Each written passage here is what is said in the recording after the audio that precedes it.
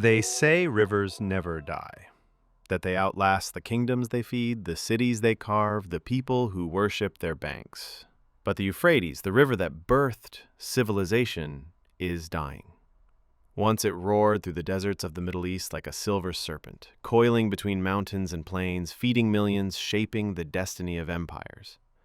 Today, in many stretches, it is little more than a dusty scar on the land. Since January, its level has dropped 5 meters. 5. Entire docks now dangle in the air, their piers never touching water. Fishing boats lie abandoned in mud, their hulls cracked under the relentless sun. In some sections, the Euphrates is just centimeters above dead level, the point where it can no longer flow at all. And as the waters retreat, the river is giving up its secrets. Bones, ancient walls of cities lost to time, cells cut into stone where prisoners may have wasted away centuries ago, clay jars that last felt sunlight when kings wore crowns of gold. For archaeologists, this is a once-in-a-lifetime opportunity. For the faithful, it is a sign that prophecy is unfolding before our eyes. And for the millions who live along its banks, it is a nightmare they cannot wake from. The Euphrates is more than a river. It is the timeline of humanity itself. It begins in the mountains of eastern Turkey, fed by snowmelt and rains. From there, it travels 2,800 kilometers through Turkey, into Syria, across Iraq, until it joins with the Tigris to form the Shatt al-Arab, spilling finally into the Persian Gulf. Between these two rivers, the Tigris and the Euphrates, lies Mesopotamia, the Fertile Crescent, the land between the rivers. Here, over 6,000 years ago, the Sumerians built the first great cities. Uruk, Ur, Lagash. Here the wheel was invented. Writing was born. Kings ruled by laws etched into clay tablets. Babylon rose on the banks of the Euphrates, a city of soaring ziggurats and hanging gardens, one of the 7 wonders of the ancient world. The Euphrates gave Babylon its glory. The irrigation channels carved from it made the desert bloom. The river carried traders, soldiers, and emissaries from far-off lands, and it shaped faith itself. In the book of Genesis, it is named as one of the 4 rivers flowing from Eden. In the Epic of Gilgamesh, its waters bear witness to mankind's oldest recorded quest for immortality. Control of the Euphrates was power. Lose it, and your kingdom would crumble. For millennia, the river was under the control of a single power at a time. Sumer, Akkad, Babylon, Persia, Rome, the Caliphates, the Ottomans. But when the Ottoman Empire collapsed after World War I, the river's fate changed. It became an international resource and an international bargaining chip. Its headwaters lie in Turkey. From there, it flows through Syria and finally into Iraq. Downstream nations depend entirely on the generosity or the political will of those upstream. In 1946, Turkey and Iraq signed a treaty on its use. It promised cooperation, data sharing, and fair water allocation. On paper, it was a step toward peace, but by the 1960s, Turkey had different ambitions.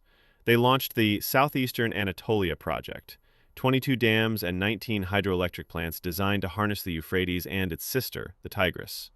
The crown jewel was the Ataturk Dam, one of the largest in the world, with a reservoir capable of holding nearly 48 billion cubic meters of water. Syria followed suit, building the Topka Dam in 1973, creating Lake Assad. To both nations, this was progress, energy independence, irrigation for millions of acres, and the promise of prosperity. To Iraq, it was a threat. By the mid-1970s, Iraq's water supply from the Euphrates had dropped by 40%. Tensions flared. Threats were made. Troops mobilized. The world held its breath. It took the intervention of Saudi Arabia and the Soviet Union to pull the region back from the brink. Temporary agreements were made. Minimum flows were promised. But treaties without enforcement are little more than paper. Fast forward to today. The Euphrates is shrinking faster than at any time in recorded history. Rainfall in the basin has plummeted. Snow in the Turkish mountains, the river's lifeline, is melting earlier each year. Summers are longer. Temperatures shatter records year after year. Evaporation robs the river of millions of liters before it ever reaches those who need it. On the ground, the reality is brutal. In Syria's Raqqa province, fields that once shimmered green with wheat now lie cracked and barren. Farmers watch crops fail season after season. In Iraq's Anbar province, villagers dig ever deeper wells only to hit dust. Children walk miles for muddy water. Families abandon villages their ancestors built. Diseases like cholera spread through stagnant, shrinking pools. The United Nations warns that the river could vanish entirely by 2040. But not everyone sees this as merely a climate crisis. For some, the drying Euphrates is not simply the result of climate change and mismanagement, it is a sign. The Bible's book of Revelation speaks of this moment.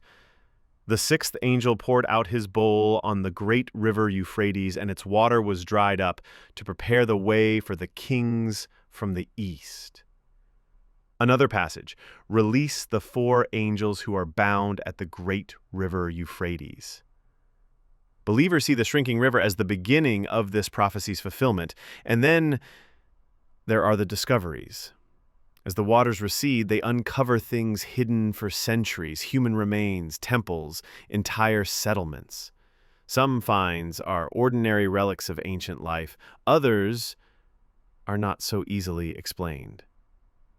In 2022, villagers in Iraq's drought-hit regions claimed to see perfectly preserved human figures in the mud, bodies that seemed untouched by decay, as though time had forgotten them.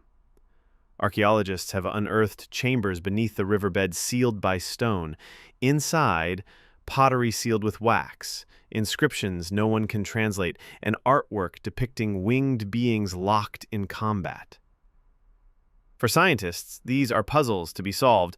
For others, they are omens. Environmentalists argue that the Euphrates can still be saved. They speak of binding water agreements, modernized irrigation, reforestation of upstream areas, restoration of wetlands that can store and release water naturally. They push for satellite monitoring to enforce treaties, real-time data to prevent overuse. But each year of inaction makes recovery harder. Spiritual leaders warn that this is not just about survival, but preparation. That prophecy is not to be ignored, that the angels beneath the river, whatever they may be, will not remain bound forever. And here's the unsettling part. Both sides may be right. If the river dies, millions lose water, food production collapses, political instability deepens, cultures that have survived for thousands of years disappear. If the prophecy is true, the consequences could be beyond anything we can plan for. The Euphrates is not yet gone, but it is dying. And if the river that birthed civilization can vanish within a single lifetime, what else can? We stand at the edge of history, one step from preserving it, one step from watching it turn to dust. The choice is ours. Save it, or be the last generation to see it flow. Because one day soon, the Euphrates will run dry. And when it does, nothing will ever be the same again.